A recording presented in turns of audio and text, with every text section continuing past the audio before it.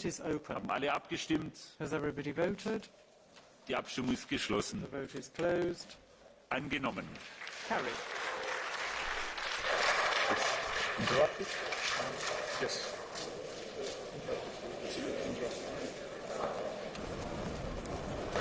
Bis 15 Uhr? Wir unterbrechen kurz. Die Sitzung wird kurz unterbrochen. A short interruption. So.